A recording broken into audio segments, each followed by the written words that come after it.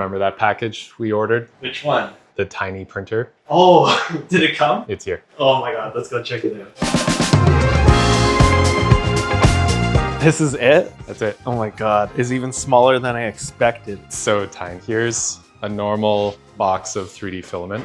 It's lighter maybe? At least the same weight, definitely not heavy. Should we unbox it? Yeah, let's get it open. We often get asked for help on like print quality and stuff. I had someone ask me how to fix their print, and when I asked them what printer they were using, they sent me an Amazon link to this printer. And, you know, I was kind of at a loss. I didn't know what to tell them because I've never used a printer like this. I've used a lot of different types of printers, nothing like this. So I decided to buy one in the future. If anyone asks, maybe I can help. Maybe this is actually a good printer. I don't know, but it was $100. I'm very curious to see if we can actually get a print working. Yes, we will. We'll make it work.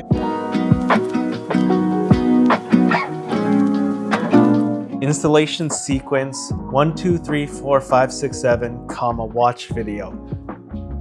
Don't really know what that means. We got a little bit of filament here. Assume it's gonna be PLA. I'm pretty sure they tell us in the listing that you have to put a max like 250 grams Really? of filament. A full-size spool will, like knock it over? Weighs less than a spool. There's no spool holder. It's just like a filament holder. Okay, great. That definitely won't get tangled or anything. No, it definitely won't happen.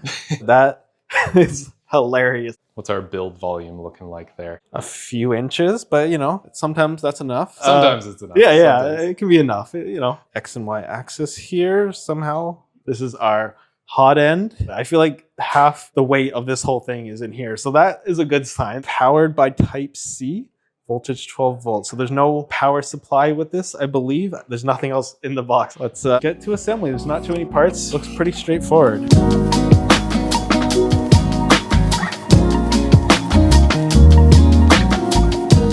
We are going to install the Z axis. These look the same, so we're just gonna randomly pick one, see which one works. All right, sounds good.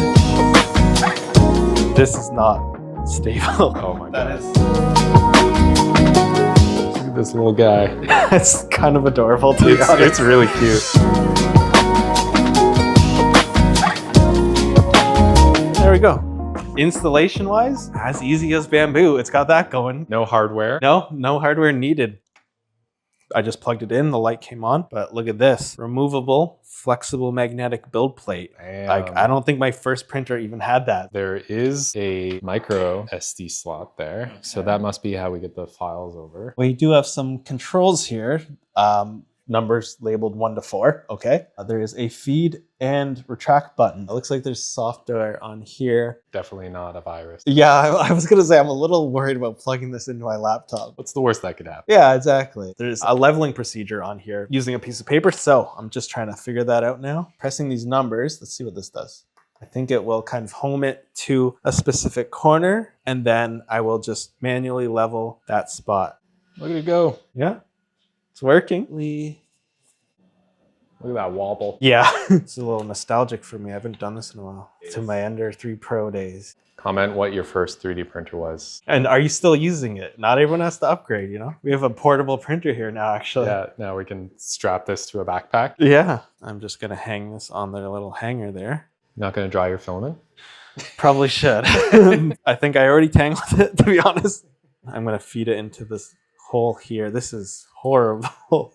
Oh man. I assume it's heating up right now. It might take a minute. Okay, there we go. So this is kind of funny here. We have the first is children level. We're going to download the files from toy123.com and save to the card and then insert the card. I'm trying to plug this in and nothing's happening. So I don't know if it's just broken or if it's hacking my computer right now. I just don't know. But maybe we'll start with the children level.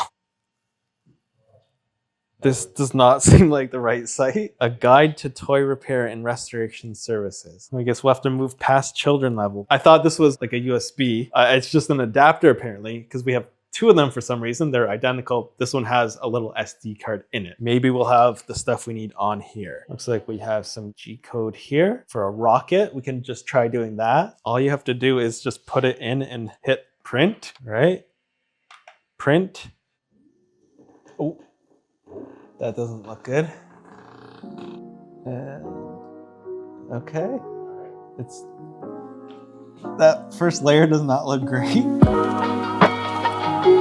I think while it's printing here, we can go over the specs a little bit because it does have some listed here on the website. Nozzle diameter of 0.4, pretty standard. Filament diameter is 1.75, so it uses your standard filament. Extruder temperature, 180 to 230. That's not bad. Like you could probably do PETG on that. Print speed, 10 to 40 millimeters per second, which is pretty slow. The bed is 100 by 100 by 100 millimeters. Quite small as well. All right, it looks like our print is complete. Hopefully I can just peel this off. It's a little tough to come off, but there we go. This raft does not want to come off. It does feel like it's almost part of the model now. It's not the smoothest looking finish. I can see some layers down here that are particularly bad. You can see these vertical lines as well. It did finish. I'll give it that much. We did get a successful print. Quality-wise though, kind of get what you pay for, I think, with this one. We're gonna try slicing our own files next. Yeah, so I got EasyWare K10. This software to me looks very 90s. Do you remember in Jurassic Park, they were like trying to turn the power on or the locks and it was like a 3D world. And this is kind of what it looks like to me. All the settings are here. Slice it and or something happened. I don't know, our model's gone. It's not a very intuitive interface. So we were having a bit of difficulty getting EasyWare to work. I did manage to get Orca going and got it sliced. It's saying 3 hours for a basic Benchy. I did it exactly as they instructed. Better get it started. Just load that in, power it on, hit play. All right, it looks like our Benchy is done. Let's get it off the build plate. Oh, kind of looked like it pulled off some of the bed with it. The lettering you normally see on the bottom is just not there. It does have the shape of a Benchy. It did print it, but kind of has all the problems you expect to see in a bad Benchy. Under extrusion on the top layers, you can see little gaps in the stack there. It's somehow over and under extruded at the same time. We can see some pretty clear gaps in the print. Overhangs aren't terrible. That's one thing it did okay. There is some sagging on these bridges though. The hull line is pretty noticeable. All the top layers basically have some gaps in it here. I'm noticing more along the back of the boat here. A successful print though. It did technically print. I took note of time. Do you remember what our original estimate? I think it estimated 3 hours. It came in just over 4 hours. 4 hours, okay, a full hour off. Slow and steady. Yeah, just slow, not steady. The printer likes to make itself spin while it prints. The weight of the USB-C cable was enough to turn it. Yeah. We noticed when we tried to scrape this, there's PLA getting embedded. I don't think we'll be able to get that out. I was thinking it would be cool to swap this out with like some sort of like glass plate. It's not heated either, so even if we did that, I don't know if it would be... Yeah, it could be a problem. I want to print some sort of little fidget toy. This is almost marketed as a toy, like something kids might want to play around with. Let's print something kids would actually like. Just to give it the best chance of working, we're going to use some of our budget PLA just to eliminate the chance that this stuff is not good. I was really hoping that our tiny Spectrum spools would fit on these. Like just a little bit too big. Yeah, we could 3D print another spool holder. I would probably use a different printer because this is not a good one. Nice feature, I'm gonna have to admit, being able to just open it up while it's loading and see through into what's going on in the gears. All right, the file's all loaded up, the filament's loaded up, so now we can just hit play. Just over an hour. Yeah, in theory.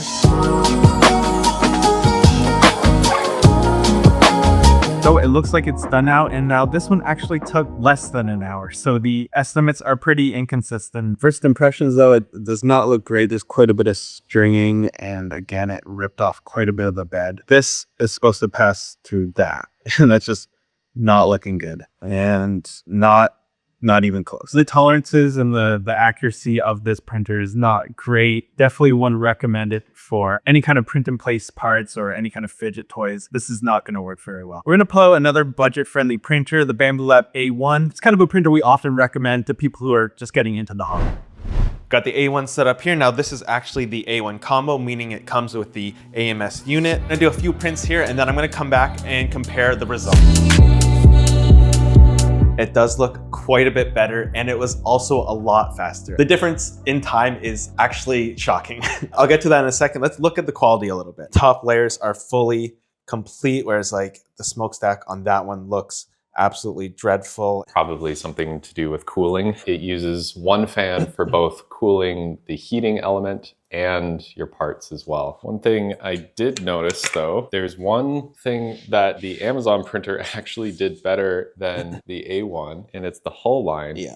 I wonder if it's just because of all of the inconsistencies within the Amazon printer. It blended in It better. blended, yeah. In the A1, it's about the only noticeable defect in it. Yeah, Now let's well. look at the fidget now. We never actually got this to pass through, whereas this one just, the way it just kind of drops through. Much better tolerances on the A1. It just slides through easily. Time-wise, these three combined took half as much time as it took to print a single Benchy. And this one did it well. The A1 did it well. After all these tests, this is a $100 printer. Mhm. Who do we think this would be marketed towards? Well, I could see it being marketed towards people who are kind of just, slightly interested in the hobby, thinking about getting into it, not wanting to spend too much at the beginning, or possibly towards kids, parents buying for their kids. They don't want to spend too much. Being $100, compare that to an A1. Yeah. You're spending maybe a fraction of the price. Our main concern with this guy was being the reliability of it. If this is your first experience with a printer, this will absolutely turn you off. I think it is worth spending just a little bit more, going for another entry-level printer from a more reliable company. It'll get you excited about 3D printing rather than frustrated. We don't really know the reliability of something like this, how easy it will be to get any replacement parts. Everything is extremely cheap. While it is cool that you can get access into the tool head here and you can really see how simple everything is, the nozzle doesn't seem standard. Getting replacement parts for this guy, really questionable. It might be tough. So if you're watching this video and you're wondering what 3D printer should I buy, I highly recommend you go online and check out our community forum, 3D Printing Space. We have tons of people online there, and both Matt and I are on there too. If you have questions, we'd be happy to answer them.